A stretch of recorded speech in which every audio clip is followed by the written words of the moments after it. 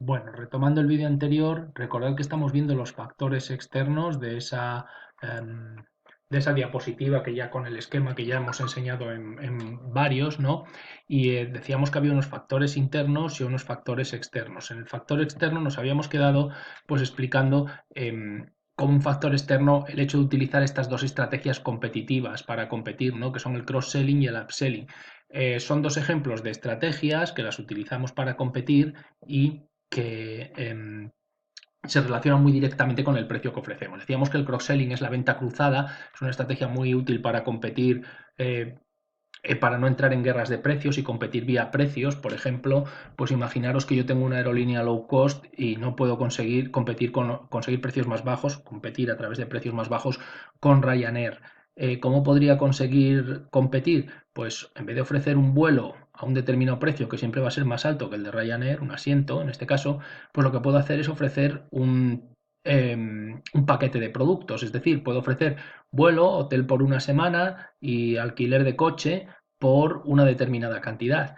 Y esa cantidad, como digo, nunca va a separar los precios de cada una de las cosas, con lo cual el que reserva por mi página web no sabe lo que está pagando por el vuelo, por el hotel o por el alquiler del coche.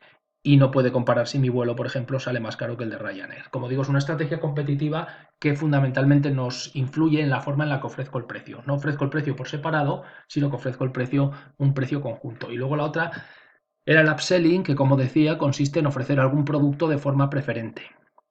Aquí dice gama alta, cuando en este caso sí que se referiría sobre todo a un producto de gama alta, pero en realidad es ofrecer un producto de forma preferente por distintas razones.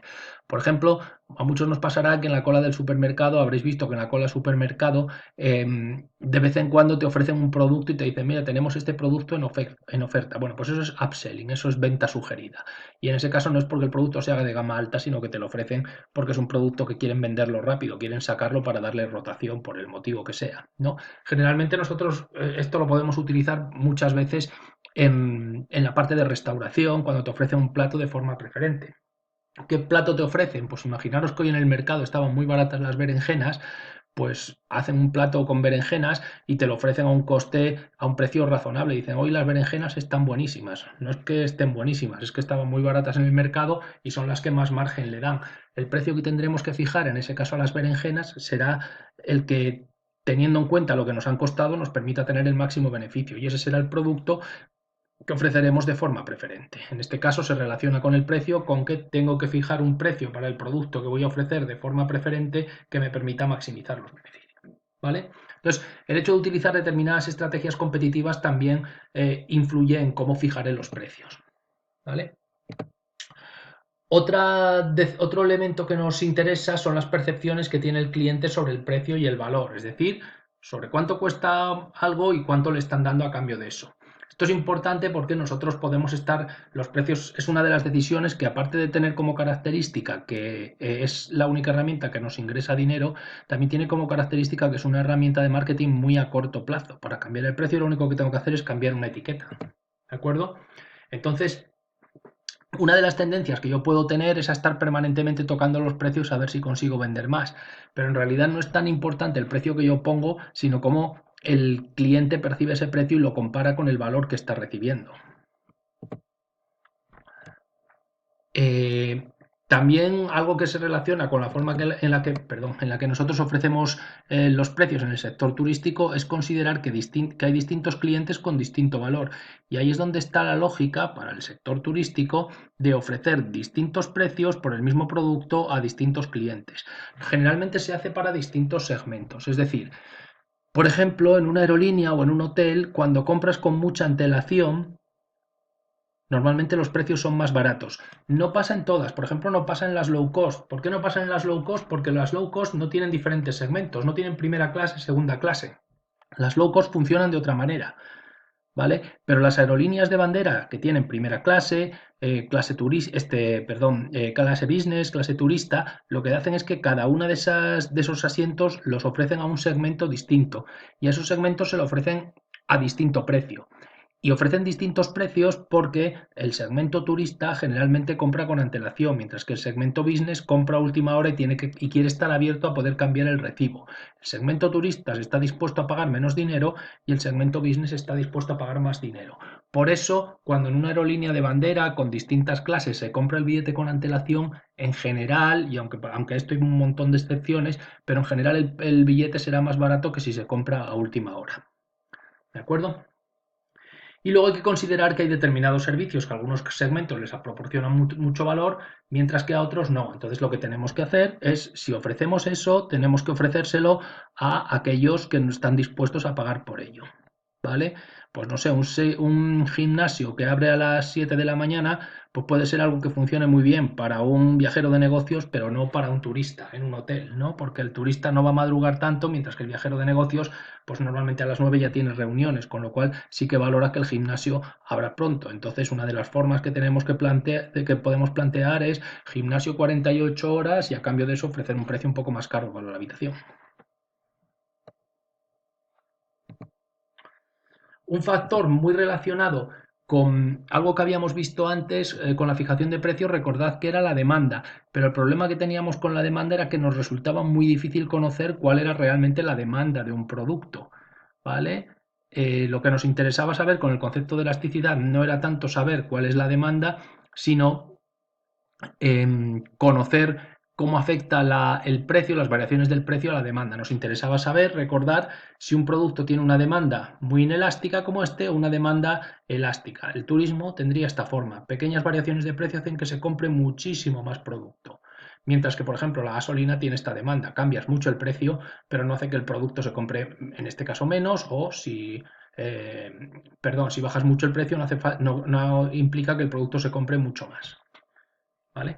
Entonces, eso es básicamente lo que vamos a mirar. La fijación de precios en función de la demanda es otra técnica de fijación de precios, ¿eh? Por lo tanto, ya conocemos dos. Conocemos fijación de precios en función de coste más margen y ahora también tendríamos fijación de precios en función de la demanda. No lo vamos a ver muy profundamente, pero, por ejemplo, esta es la forma en la que se hace cuando se fija distintas tarifas en el sector turístico. ¿Vale? Esa parte, la parte de técnicas de fijación de precios, sería lo que va en el punto 5 en planes de acción, precio. O sea, la forma en la que llevamos el precio a la práctica, es decir, fijamos el precio pues con un margen del 20% sobre los costes, esa técnica de fijación de precios es el punto 5 planes de acción, mientras que las estrategias que veremos más adelante serían el punto 4 estrategias de precios. Pues otra de esas técnicas, como digo, es fijar el precio en función de la demanda. Si conocemos cuál es la demanda, cuánto está dispuesto a pagar cada uno de nuestros clientes, pues utilizamos una fijación de precios en función de la demanda. ¿Vale? Bueno, la elasticidad vamos a saltarla un poco porque no nos da tiempo a verla. Y vamos a pasar al siguiente factor externo que nos influye, que también es muy importante, que es la competencia. Como a veces nos resulta muy difícil saber cuál es nuestra demanda, es decir, cuánto está dispuesto a pagar cada cliente por nuestro producto, pues muchas veces lo que consideramos es que la competencia, como no podemos saber cuál es la demanda, lo que pensamos es, pues la competencia sí debe saber cuál es la demanda y por lo tanto yo voy a fijar mis precios en función de la competencia. ¿Vale? Lo que hago es que pienso, miro lo que ofrece la competencia y ofrezco un precio en función de la estrategia competitiva que tenga con ellos en relación a lo que ellos ofrecen. Es decir, si la competencia está ofreciendo a 100 euros la habitación, 100 euros la noche una habitación en un hotel y yo me quiero diferenciar de la competencia por calidad, pues entonces yo ofreceré mi habitación a un precio ligeramente superior. Si yo quiero competir por costes, en una estrategia de low cost, pues lo que haré es que si ellos lo ofrecen a 100, yo lo ofrezco a 80. ¿Vale? ¿Cómo podemos conocer esto? Pues hoy en día es bastante fácil porque gracias a Internet, por ejemplo, podemos comparar tarifas con mucha facilidad. Simplemente me tengo que poner, hacer que estoy reservando en ese hotel y ver lo que me costaría reservarlo. Otra técnica que había antes de Internet, mucho más habitual y que sigue existiendo hoy, es utilizar un mystery shopper, es decir, eh, llevar a una persona bien contratada, bien personal de la empresa, a que se aloje en un hotel de la competencia y que pues investigue o recoja información de de todas las formas en las que la empresa ofrece su servicio, incluyendo el precio que cobra por alojamiento. Y luego tenemos otro tipo de factores que nos pueden afectar, que los incluiríamos dentro de factores del entorno. Aquí incluimos un factor del macroentorno, que serían los factores económicos, es los que más afectan al precio. En épocas de recesión, pues tendremos precios más bajos. Ahora, pues con esta época tan mala que estamos pasando, sobre todo para el sector turístico, pues una de las cosas que tendrán que hacer cuando por fin puedan abrir los establecimientos turísticos, posiblemente si quieren eh, atraer a más público, y además público que en muchos casos estará en el paro, habrá salido de ERTES, etcétera, pues tendrán que bajar los precios probablemente. En épocas de bonanza económica los precios tiran hacia arriba. Y luego están los factores del microentorno. Este sería el factor del microentorno que tiene importancia o que tiene influencia más directa en los precios, es el factor económico. En cuanto al microentorno, pues tenemos que tener en cuenta otras cuestiones. Por ejemplo, los distribuidores. ¿Vale? Si nosotros bajamos nuestros precios, una de las cuestiones que tendremos es que nuestros distribuidores tendrán problemas para mantener su margen de beneficio. ¿Vale? Ellos no podrán recordar, yo puedo vender una habitación de hotel a través de mi página web o a través de una agencia de viajes, por ejemplo, una agencia de viajes online. Pero claro, si yo cobro 80, la agencia de viajes online para competir conmigo tiene que cobrar también 80 o menos incluso, pero como mínimo tiene que cobrar 80. Pero claro, si yo cobrando 80 solo gano 1 euro por habitación, pues la agencia de viajes online, si cobra 80 y me ha tenido que pagar a mí y yo me he quedado con 1 euro de beneficio, no va a poder ganar nada. Con lo cual, lo que yo tengo que tener es un margen de beneficio del cual me pueda llevar yo una parte y otra parte la agencia. Pues yo qué sé, si a mí me cuesta fabricar una habitación 70, pues a la agencia se la vendo a 75 y la agencia la puede vender a 80. Yo me llevo 5 euros y la agencia de viajes se puede llevar otros 5. ¿De acuerdo? Y luego otros factores del macroentorno pueden incidir de forma mucho más indirecta, como las leyes, que te pongan, por ejemplo, que te fijen tarifas, pero en el sector turístico no hay demasiado. Sí que, por ejemplo, acordaros cuando salía lo del impuesto al turismo, pues eso hacía que hubiese un gasto adicional, ¿no? Pero bueno, en general no es un factor que afecte tanto, aunque puede afectar en determinadas situaciones. También la importancia de grupos de presión que intenten plantear que se establezca un precio mínimo para las cosas. Claro, tampoco tiene tanto que ver a lo mejor con el sector turístico, pero por ejemplo, pues un ejemplo que ahora estaría de moda es el poner un precio mínimo para las mascarillas, ¿no? Pues eso se debe un poco a la presión social que ha habido diciendo que es un bien de primera necesidad y que no se puede especular con él, ¿vale? Bueno, aquí tenéis, este sería una de las técnicas de fijación de precios que lo voy a plantear un poquillo ahora aquí como resumen, ¿no? Esto es la fijación de precios basado en coste más margen, ¿vale? Una de las técnicas de fijación de precios, punto 5 del plan de marketing, planes de acción, precios, técnicas, pues coste más margen. Otra sería fijar los precios en función de la competencia y otra sería fijar precios en función de la demanda, pues planteando distintos precios para distintos clientes, por ejemplo. ¿Vale? Esa técnica no la veremos tan detenidamente porque tampoco nos da tiempo esta última, pero si la necesitáis para el trabajo, pues me podéis preguntar. Esto lo vimos ayer, cómo se plantea, y de hecho tenéis un ejercicio, lo que tenéis que hacer es aprender a hacer el ejercicio. ¿Vale?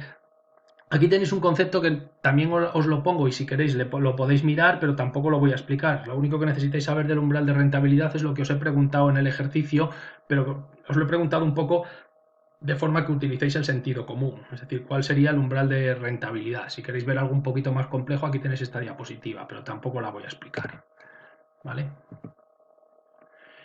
Bueno, y por último tendríamos un método de fijación de precios, que es la fijación de precios del valor percibido, pero que tampoco lo vamos a explicar. En general lo explicaba de forma teórica, mientras que y no llegábamos a hacer ningún ejercicio práctico. Pero bueno, simplemente lo que es en este caso se relaciona con lo que os había planteado anteriormente de fijar el precio en función del valor.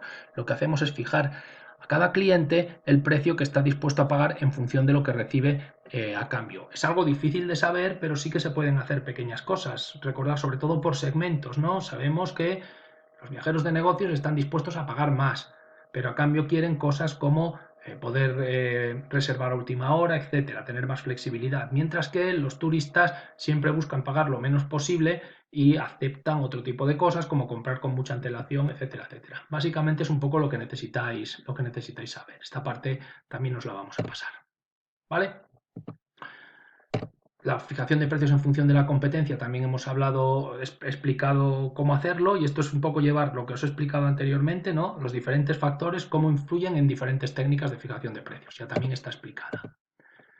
Y luego hablaremos ya de la parte de estrategias. Esto ya sería el punto 4. Vamos atrás, punto 4 del plan de marketing. Pero esto a partir del próximo vídeo, ¿vale? Hasta ahora hemos visto la parte táctica.